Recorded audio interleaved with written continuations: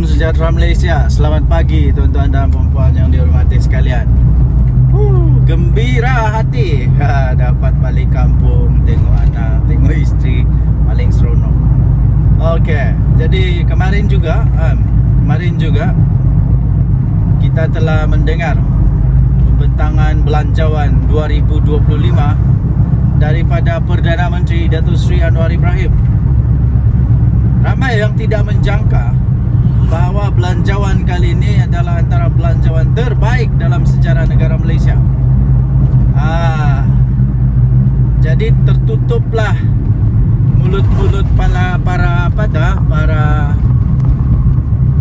peragu, yang ragu-ragu, selalu kata kerajaan ini kerajaan yang kejam. Mana yang kejamnya? Mana kejamnya? Kali ini betul-betul geng-geng walaun tertutup mulut. Mana yang kejamnya? Aku hairan bila kata kerajaan kali ini kerajaan yang kejam. Kerajaan yang kejam, macam-macam lah dikata. Tapi semua itu sebenarnya hanya bersifat mainan politik. Bila pemimpin dia diheret ke mahkamah sebab ada dakwaan salah guna kuasa, ada dakwaan penyelewengan. Bila pemimpin dia kena heret ke mahkamah kerana menghina institusi diraja yang memang berfakta, siapa ada bukti video katalah kerajaan ni kejam lah, tak berperiksa, macam-macam lah. Dengan belanjawan kemarin ya, yang telah disampaikan oleh Yang Amat Berhormat Perdana Menteri Malaysia, maka dengan ini tertutuplah harapan untuk walaun dan geng-geng walaun untuk mau menumbangkan Datuk Seri Anwar Ibrahim. Tertutup sudah harapan. Langsung tiada harapan lagi. Apa tidak? Semua belanjawan itu memang mendatangkan manfaat yang besar sangat kepada rakyat.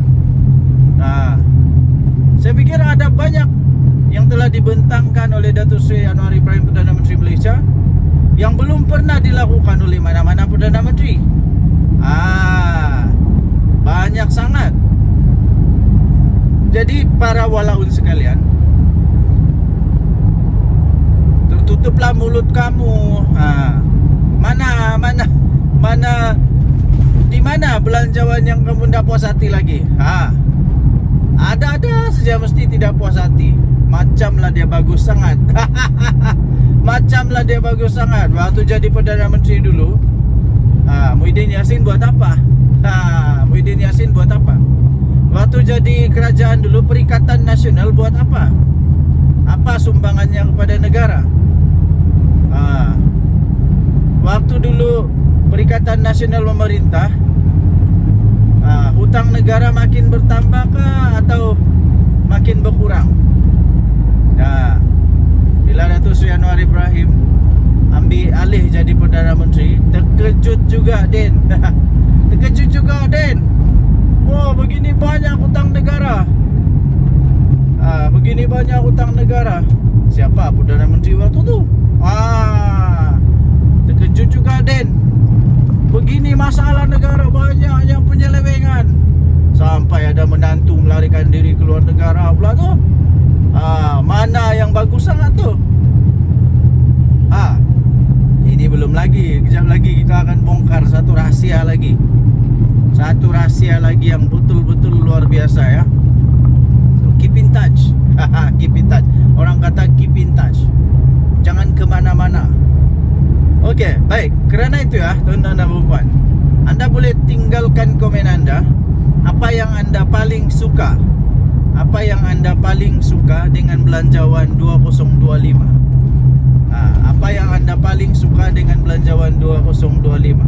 Bagi saya secara pribadi, semua belanjawan itu saya suka. Ditambah lagi apabila Datuk Seri Anwar Ibrahim punya ucapan itu, dia sebut lagi nama-nama rakyat Malaysia yang maharin, yang biasa-biasa, pelajar biasa, yang dia sebut, yang telah mengharumkan nama negara. Itu menunjukkan rasa apa? Rasa menghargai dia kepada rakyat maharin. Inilah dia. Okey, so apa belanjawan yang anda suka? Apa isi belanjawan yang anda suka ya? Sila tinggalkan komen anda.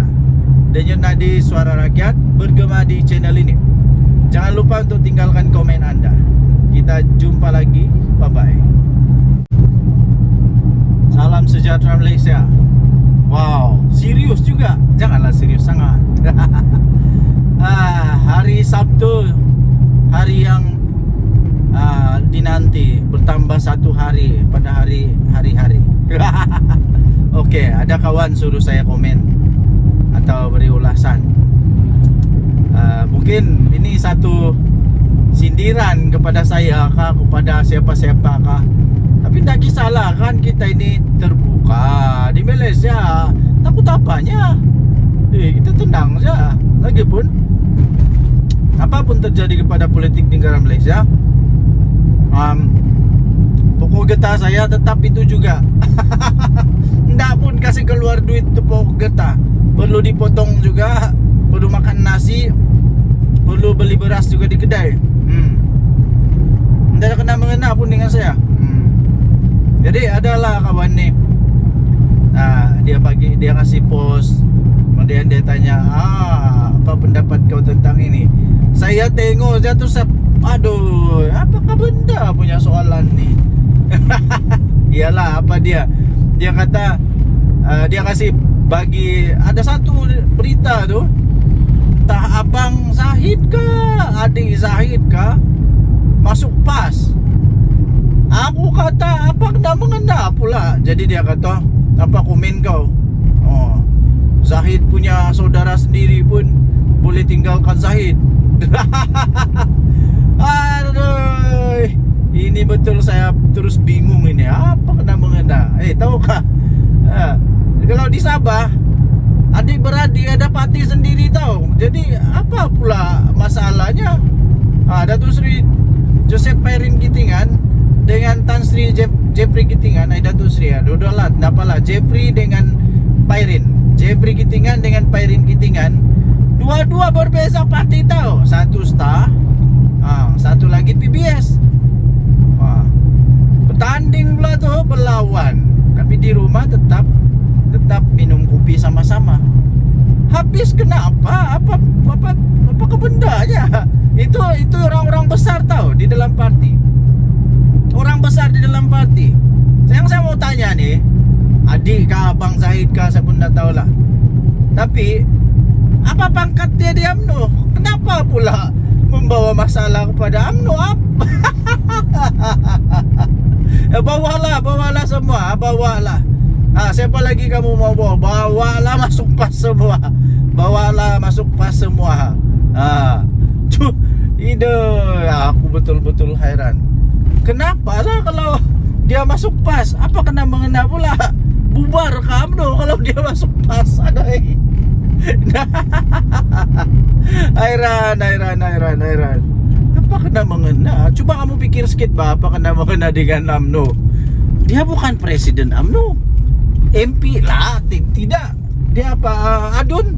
Enggak juga. Enggak ada apa-apa tahu. Enggak ada apa-apa signifikan pun kepada PAS. Kepada UMNO. Ya. PAS pun tidak ada apa-apa signifikan. Tidak ada pun kelebihan kepada PAS. Kalau kamu mau kasih tanding, dia kasih tanding je lah. Dah kisahlah. Okey, kita isi minyak dulu. Tenang-tenang kamu. Kita mesti isi minyak dulu. Nanti kita kehabisan minyak, mati kita di tengah jalan. Kita isi minyak dulu. Kamu tenang-tenang, aku isi minyak dulu.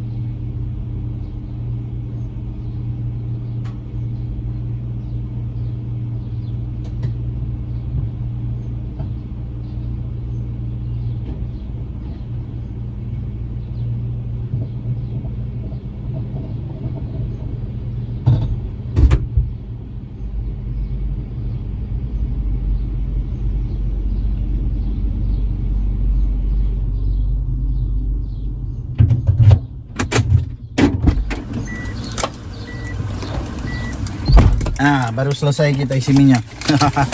Segalanya berjalan lancar. Oke, pakai dulu tali pinggang keselamatan, baru kita teruskan. Oke, kita teruskan. Oke.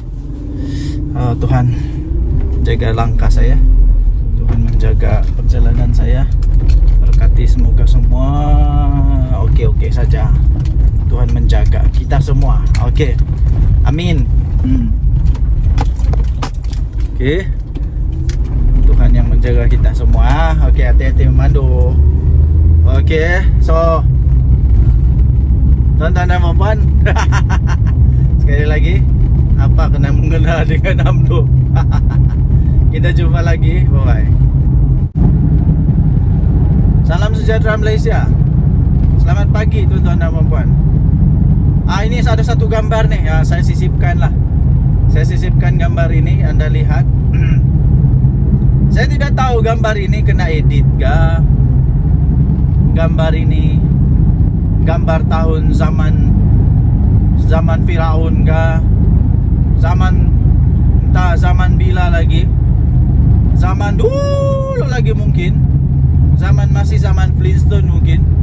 Yang ditunjuk semula kah? Atau ini gambar tiada kena mengena dengan politik, mungkin hanya gambar makan malam kah, tiba-tiba diedit jadi begitu. Tapi ada kawan lah suruh saya komen sikit, ulas sikit tentang gambar ini. Apa pendapat saya tentang gambar ini, setuju kah tidak, dan apa di hati saya tentang gambar ini. Pertama sekali, itulah saya kata tadi, saya tidak pasti gambar ini gambar apa, tentang apa, diedit ke tidak, tapi saya anggap saja gambar ini gambar yang genuine. Katakanlah pas mau bergabung dengan JRS, saya tidak setuju. Kenapa saya tidak setuju? Banyak alasannya. Kenapa? Saya pikir PAS tidak akan membawa sebarang impak, sebarang signifikan, sebarang kekuatan tambahan kepada JRS. Tidak akan membawa sebarang impak atau kekuatan kepada JRS. Yang saya nampak, ini akan menyebabkan JRS lebih dalam bahaya. Ingat, di Sabah sentimen politik dia tidak sama dengan sentimen politik di Semenanjung. Tidak sama. Di Sabah, sentimen politik di Sabah lebih bebas, pikirannya lebih bebas. Lebih bebas maksudnya kita ini di Sabah, kita tidak politik berdasarkan kaum lagi, tidak berdasarkan agama, tidak. Politik di Sabah berdasarkan kepada lebih terbuka sekarang ini, ya, lebih terbuka. Jadi tuan-tuan dan puan, saya pikir kalau PAS bergabung dengan JRS, bukan akan menguatkan JRS, malah kemungkinan besar akan melemahkan JRS. Kenapa JRS mau gabung dengan PAS? Sedangkan parti-parti Semenanjung sendiri menolak PAS. Lagi satu, itulah. Lagi satu, di Sabah, dia punya sentimen politik di Sabah semakin lebih kepada kesadaran kepada kekitaan. Maksud kekitaan itu ialah orang-orang Sabah sekarang, dia mau kalau yang dapat memerintah di negeri Sabah ini parti dari Sabah sendiri. Sebab itu Bersatu sudah tiada di Sabah. Bukan tiada, tapi sudah ditolak. Sekarang sudah jadi JRS, tidak ada Bersatu. Jadi kalau parti dari Semenanjung sendiri menolak parti dari Semenanjung, kenapa GRS mau bergabung dengan parti dari Semenanjung? Ya, kita tahu ada parti UMNO, ada PKR, ada DAP. Tapi semua parti-parti ini dia punya kuasa kuasa dia sendiri di negeri Sabah. Dia tidak terikat sangat dengan Semenanjung. Lain dengan PAS.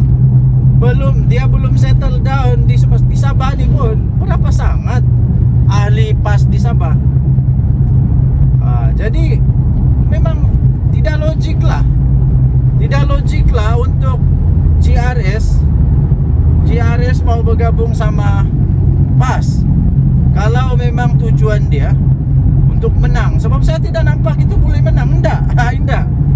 Yang lagi susah, kalau sudah gabung dengan PAS, mesti PAS akan mau ada kerusi lah. Mesti PAS mau ada kerusi, mesti mau. Jadi ini boleh menyebabkan kekalahan kepada GRS. Lepas itu, takkanlah PAS mau pula bertanding di tempat yang DAP kuat atau PKR kuat atau pembangkang kuat. Dia mesti mau juga bertanding di tempat yang dia boleh menang.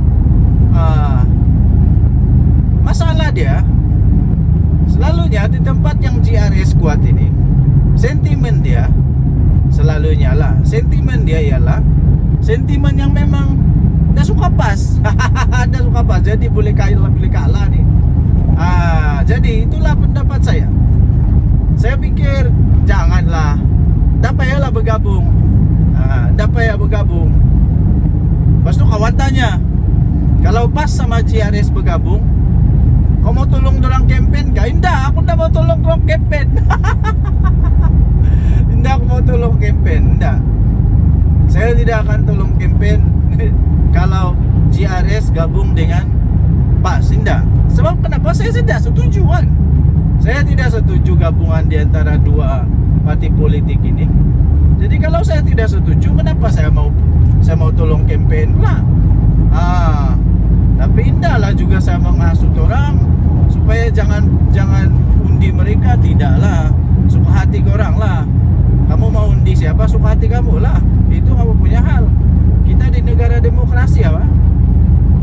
Tapi saya indah akan undi GRS atau PAS kalau diorang bergabung. Indah, saya bagi tahu indah. Tapi undi adalah rahasia. Undi adalah rahasia. Tapi saya tidak kempen lah, itu saja. Tidak kempen. Lagipun saya memang dah suka berkempen. Pandai-pandai lah kamu berkempen. Semuanya kena bayar duit untuk berkempen. Jadi bikin apa? Jadi terpulang kepada anda, apa pendapat anda? Tapi saya tidak setuju lah. Saya tidak setuju. Banyak lagi sebab dia yang lain. Kalau ditulis semua sebab dia, boleh siap 13 buah buku tau. Boleh siap 13 buah buku. Kau boleh buat tesis panjang lebar itu. Nanti dia punya kesimpulan tesis dia. What is your thesis? My thesis is kalah. Itu saja pendek, satu perkataan, kalah. Kalah, boleh kalah GRS nih. Boleh kalah GRS kalau dia bergabung dengan PAS. Kalau lah. Jadi tentang gambar ini saya pun tidak tahu betul atau tidak. Tapi itulah pendapat. Mau bergabung suka hati kamu. Tapi ada konsekuensi dia. Hati-hati ya.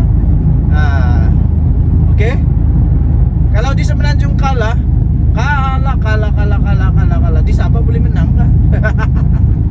Dan yang tadi Suara Rakyat, kita jemput lagi. Kita jumpa lagi. Bye bye. Salam sejahtera Malaysia.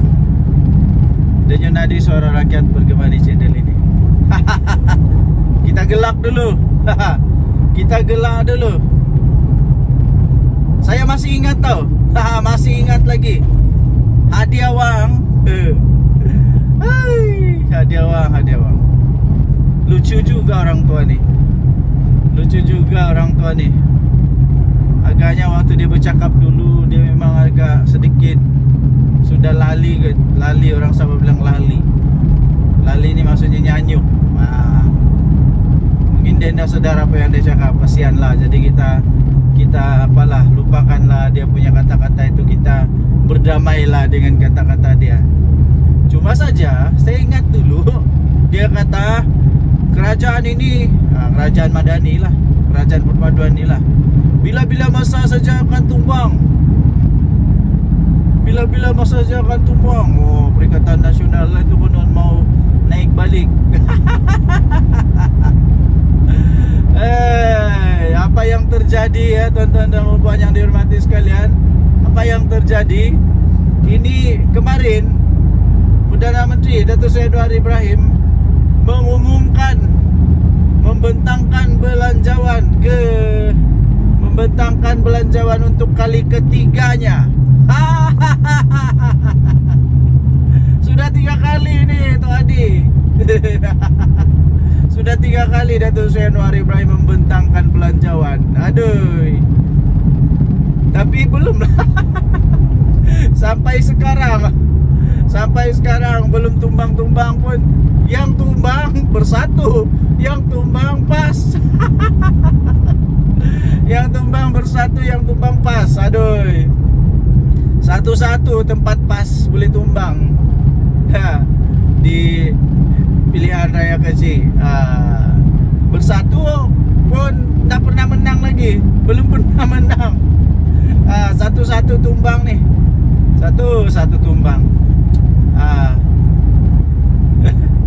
Ini nasib baiklah Muhyiddin Yassin Presiden Bersatu.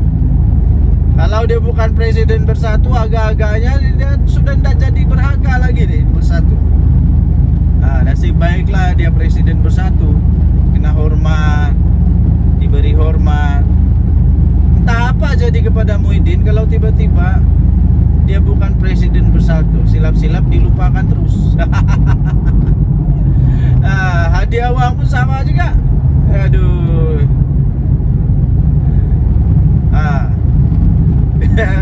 Di mana sudah yang mau kasih tumbang tuh?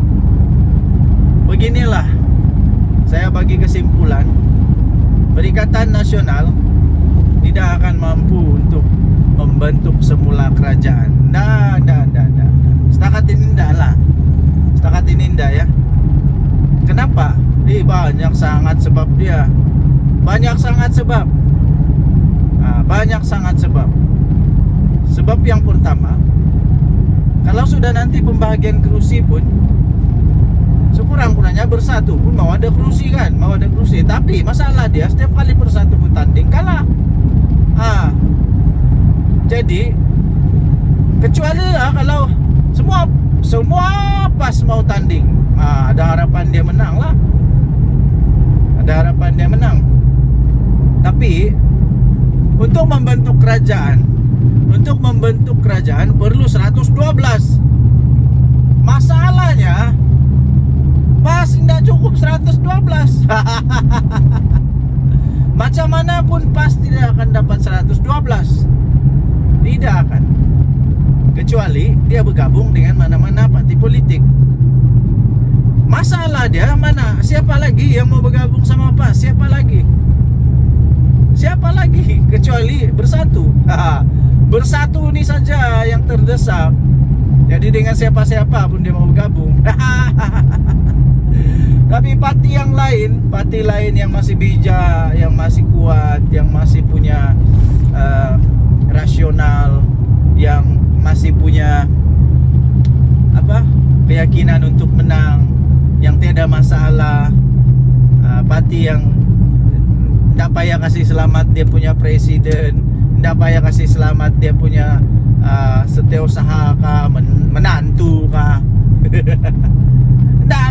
Tidak akan mau bergabung sama PAS. Jadi Bersatu saja yang mau gabung sama PAS ini. Gerakan mau gabung sama PAS. Yang lain-lain siapa mau gabung sama PAS? Siapa? Gerakan tak payah cakap lah, bukan kuat pada pun. Mau dapat 2 kursi pun susah. Jadi itu hanya tolong-tolong je lah, tolong-tolong. Tolong-tolong. Jadi takkanlah PKR mau gabung sama PAS. Takkan di happy lagi. Sudah pernah gabung dulu, ndak percaya. Ndak percaya. Jadi sudah sudah jerak. Sudah jerak, ndak lagi mau bergabung sama PAS. Dan saya pun tidak setuju kalau ada parti politik yang tidak sehaluan dengan PAS coba-coba untuk mau bergabung sama PAS hanya dengan tujuan kepentingan pribadi dan kepentingan politik saja, bukan untuk kepentingan negara Malaysia, tapi ya menyusahkan, merosakkan saja. Biar gak PAS lah. Kalau PAS betul-betul kuat, pergilah bertanding sendiri. Tapi tidak akan lah. Jadi kerana itu memang kemungkinan untuk Perikatan Nasional dapat memerintah sekali lagi, itu betul-betul hampir kosong peluang dia. Peratusan dia memang hampir kosong. Nggak mustahil, tapi hampir mustahil. Menghampiri mustahil lah. Mungkin lebih mudah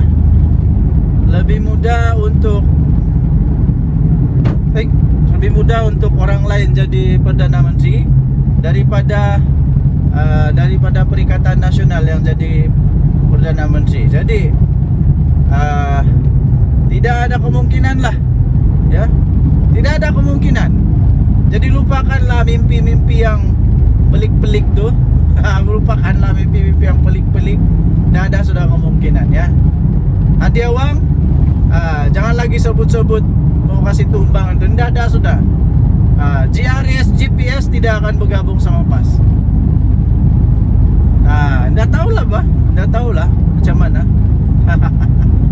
Oke, so tuan-tuan dan perempuan yang dihormati sekalian, apakah pendapat anda?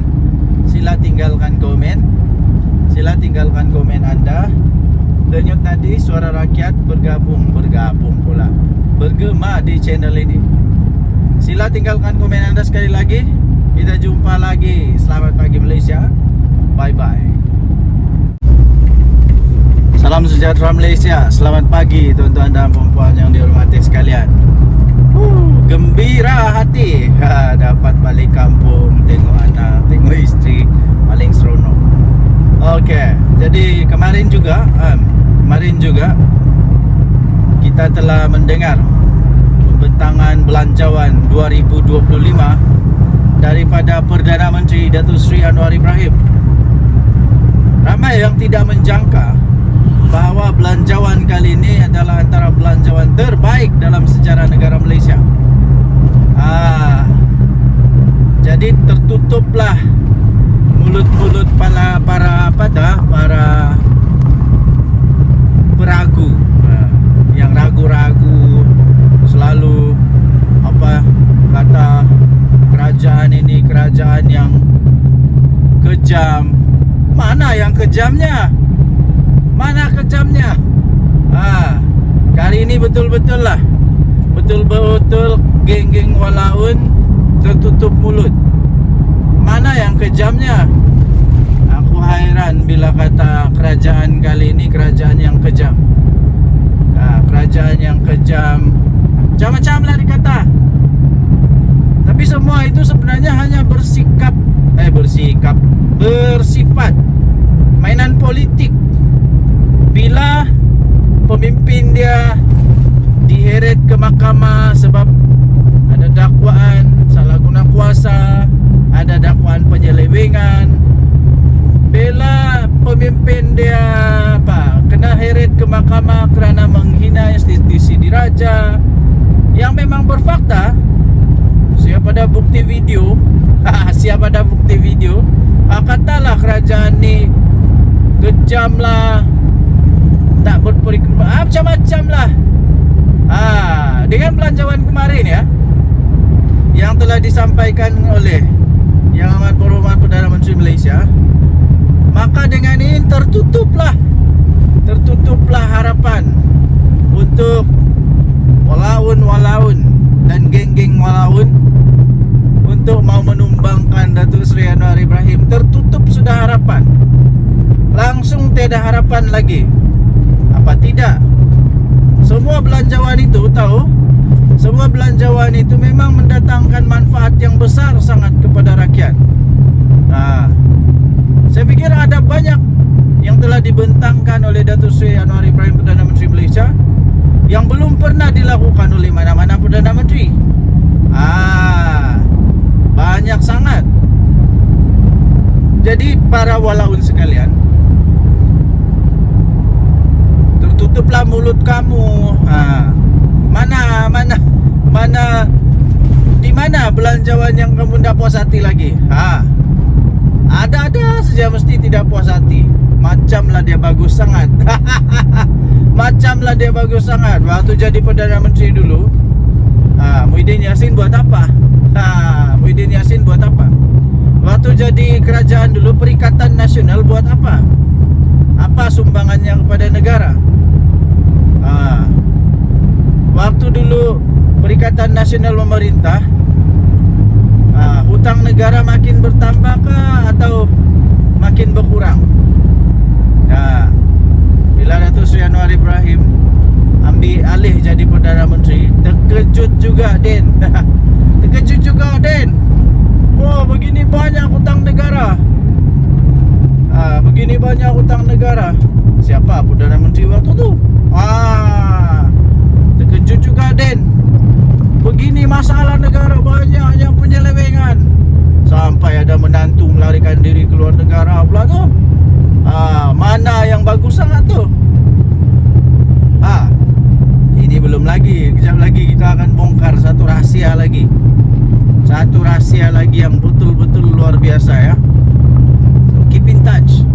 Keep in touch. Orang kata keep in touch. Jangan kemana-mana. Okey, baik. Kerana itu ya, tuan-tuan dan puan, anda boleh tinggalkan komen anda. Apa yang anda paling suka? Apa yang anda paling suka dengan belanjawan 2025? Apa yang anda paling suka dengan belanjawan 2025? Bagi saya secara pribadi, semua belanjawan itu saya suka.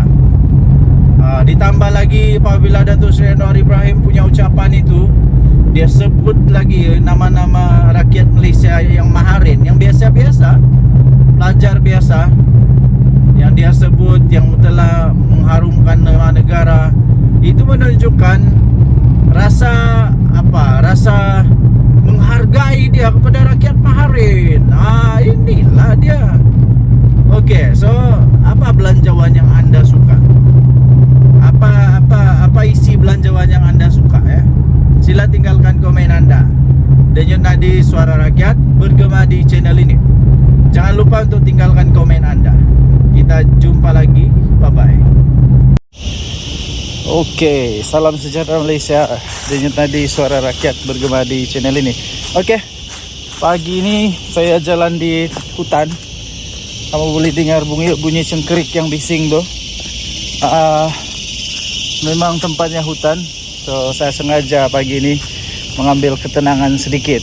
Sambil kita buat satu ulasan tentang apa yang dikatakan oleh seorang ni lah. Dia kata pada zaman PM Anwar ni, dosa kalau jadi kaya. Apa benda yang kau cakap ni pakcik? Pertama sekali saya mau tanya, kau tu maha kaya kah?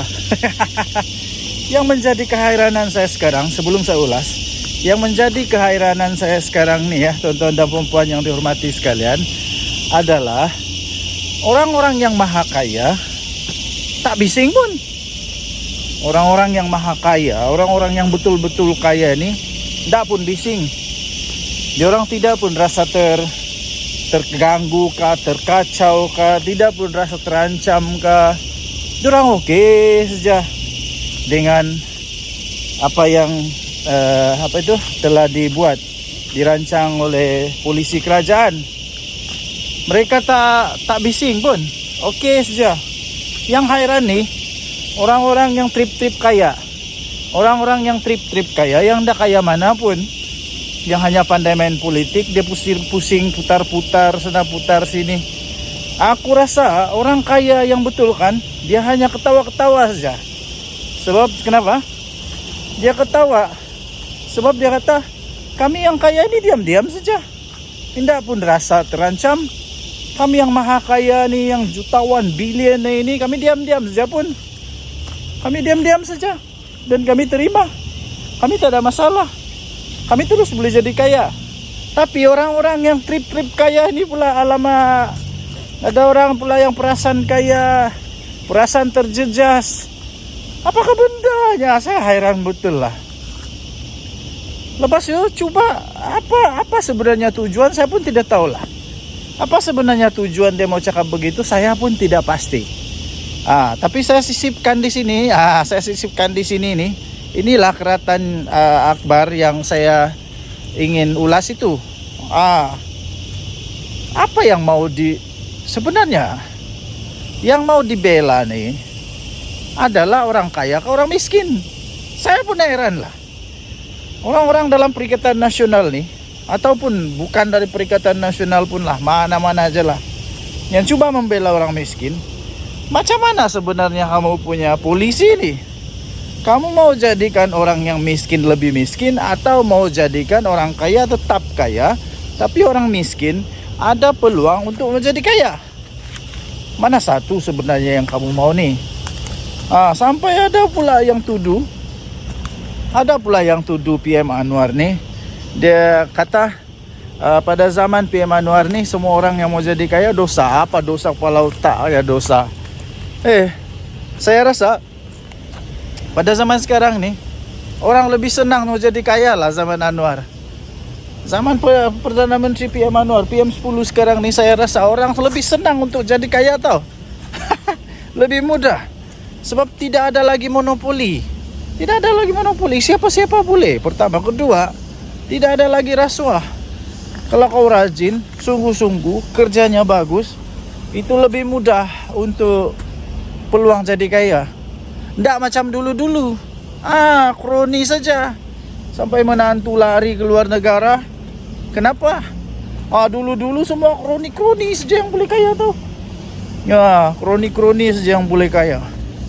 Siapa yang ada kroni, yang banyak buat rasuah, boleh jadi kaya cepat. Nah, sekarang tidak ya. Siapa yang berusaha, dia boleh jadi kaya. Jadi tuan-tuan dan puan yang dihormati sekalian, saya tidak setuju langsung apa yang disebut oleh manusia nih. Sebab pada pendapat saya, sekarang ini orang lebih senang untuk menjadi kaya pada zaman PM Anwar. Dan tidak pernah pun Datuk Seri Anwar Ibrahim menghalang orang jadi kaya. Tidak pernah. Cuma saja PM Anwar mau ada keadilan sosial, mau ada betul-betul yang nama dia adil, yang betul-betul sumber itu digunakan sebaik mungkin. Itu dia. Bukannya diberikan kepada orang yang tidak patut. Apakah bendanya orang maha kaya nih tiba-tiba mampu juga, dia pun sama dapat seperti orang miskin. Begitulah. Apapun, pikirlah pakai otak. Janganlah pikir pakai lutut pula. Apa pendapat anda? Tinggalkan komen. Bye. Salam sejahtera Malaysia. Selamat pagi tuan-tuan dan puan yang dihormati sekalian. Selagi kita berada di hutan. Akhirnya adalah orang yang berani jawab kepada entah manusia mana, entah yang dia tuduh pada zaman Anwar ni kalau jadi kaya berdosa kepala otak. Hairan betul saya lah. Okey. Kemudian soalan dia mudah saja. Jawapan dia mudah. Dengan soalan juga. Pada zaman Muhyiddin Yassin jadi Perdana Menteri, ada sesiapa tak di sini yang terror, yang tahu, yang dapat buktikan pada zaman Muhyiddin Yassin jadi Perdana Menteri? Saya mau tanya, apa yang dia sudah bantu, apa yang dia sudah tolong kepada orang-orang miskin? Adakah? Apa yang dia tolong? Apa yang dia tolong kepada orang miskin ketika dia jadi Perdana Menteri? Sila senaraikan. Yang dia tolong tahu. Yang dia tolong. Yang bukan duit rakyat tahu. Janganlah cakap dia bagi apa nih KWSP lah. Itu duit aku lah, bukan duit kamu. Itu duit kita lah, bukan duit orang. Itu duit rakyat, bukan duit kerajaan pun. Jadi apa yang Muhyiddin ada tolong orang miskin pada waktu dia jadi Perdana Menteri, sila senaraikan.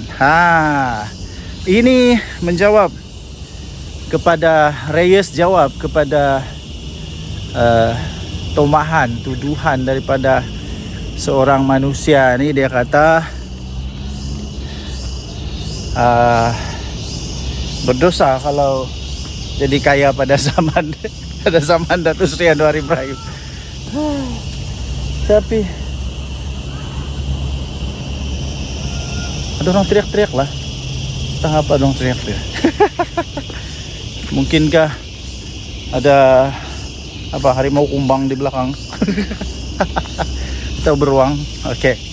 So, pada pendapat saya, sekali lagi saya ingin nyatakan bahwa sebenarnya pada zaman PM Anwar sekarang ini, manusia lebih senang, lebih terbuka untuk boleh jadi jutawan berbanding dulu-dulu, berbanding daripada zaman-zaman penuh dengan penuh dengan kroni.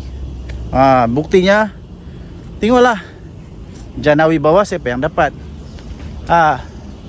Tengoklah projek-projek yang lain, siapa yang dapat, siapa yang kantoi dengan minyak masak.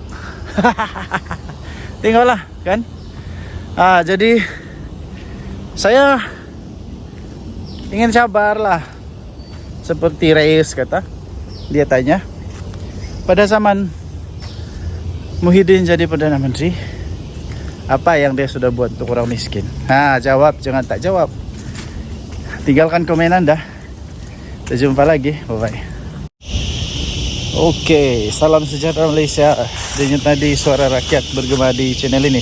Oke, pagi ini saya jalan di hutan. Kamu boleh dengar bunyi cengkerik yang bising tuh. Memang tempatnya hutan.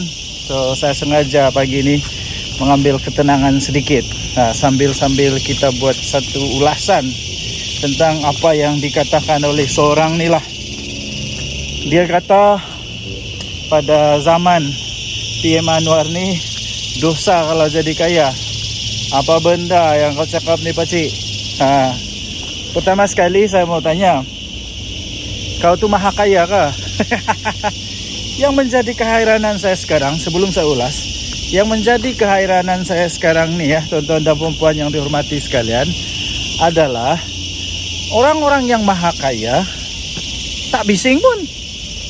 Orang-orang yang maha kaya, orang-orang yang betul-betul kaya ni tak pun bising. Diorang tidak pun rasa terganggu kah, terkacau kah, tidak pun rasa terancam kah. Diorang okey saja dengan apa yang telah dibuat, dirancang oleh polisi kerajaan. Mereka tak bising pun, okey saja. Yang hairan ni orang-orang yang trip-trip kaya, orang-orang yang trip-trip kaya, yang dah kaya mana pun, yang hanya pandai main politik, dia pusing putar-putar sana putar sini. Aku rasa orang kaya yang betul kan, dia hanya ketawa-ketawa saja. Sebab kenapa? Dia ketawa sebab dia kata, kami yang kaya ini diam-diam saja, tidak pun rasa terancam. Kami yang maha kaya ni, yang jutawan, bilion ini, kami diam-diam saja pun. Kami diam-diam saja dan kami terima. Kami tak ada masalah. Kami terus boleh jadi kaya. Tapi orang-orang yang trip-trip kaya ini pula, alamak, ada orang pula yang perasaan kaya, perasaan terjejas. Apakah bendanya? Saya hairan betul lah. Lepas itu cuba apa sebenarnya tujuan, saya pun tidak tahu lah. Apa sebenarnya tujuan dia mau cakap begitu, saya pun tidak pasti. Tapi saya sisipkan di sini. Nih. Inilah keratan Akbar yang saya ingin ulas itu. Apa yang mau sebenarnya Yang mau dibela nih adalah orang kaya ke orang miskin. Saya pun heran lah. Orang-orang dalam Perikatan Nasional nih, ataupun bukan dari Perikatan Nasional pun lah, mana-mana aja lah, yang coba membela orang miskin. Macam mana sebenarnya kamu punya polisi nih? Kamu mau jadikan orang yang miskin lebih miskin, atau mau jadikan orang kaya tetap kaya, tapi orang miskin ada peluang untuk menjadi kaya? Mana satu sebenarnya yang kamu mau nih? Sampai ada pula yang tuduh PM Anwar nih. Dia kata pada zaman PM Anwar nih, semua orang yang mau jadi kaya dosa. Apa dosa kepala otak ya dosa? Saya rasa pada zaman sekarang nih, orang lebih senang mau jadi kaya lah zaman Anwar. Zaman Perdana Menteri PM Anwar, PM10 sekarang nih, saya rasa orang lebih senang untuk jadi kaya tau. Lebih mudah. Sebab tidak ada lagi monopoli. Siapa-siapa boleh. Pertama. Kedua, tidak ada lagi rasuah. Kalau kau rajin, sungguh-sungguh, kerjanya bagus, itu lebih mudah untuk peluang jadi kaya. Tidak macam dulu-dulu. Kroni saja. Sampai menantu lari ke luar negara. Kenapa? Dulu-dulu semua kroni saja yang boleh kaya tau. Ya, kroni saja yang boleh kaya. Siapa yang ada kroni, yang banyak buat rasuah, boleh jadi kaya cepat. Nah sekarang tidak ya. Siapa yang berusaha, dia boleh jadi kaya. Jadi tuan-tuan dan puan yang dihormati sekalian, saya tidak setuju langsung apa yang disebut oleh manusia nih. Sebab pada pendapat saya, sekarang ini orang lebih senang untuk menjadi kaya pada zaman PM Anwar. Dan tidak pernah pun Datuk Seri Anwar Ibrahim menghalang orang jadi kaya. Tidak pernah. Cuma saja PM Anwar mau ada keadilan sosial, mau ada betul-betul yang nama dia adil, yang betul-betul sumber itu digunakan sebaik mungkin. Itu dia. Bukannya diberikan kepada orang yang tidak patut. Apakah bendanya orang maha kaya nih tiba-tiba mampu juga, dia pun sama dapat seperti orang miskin? Begitulah. Apapun, pikirlah pakai otak, janganlah pikir pakai lutut pula. Apa pendapat anda? Tinggalkan komen. Bye.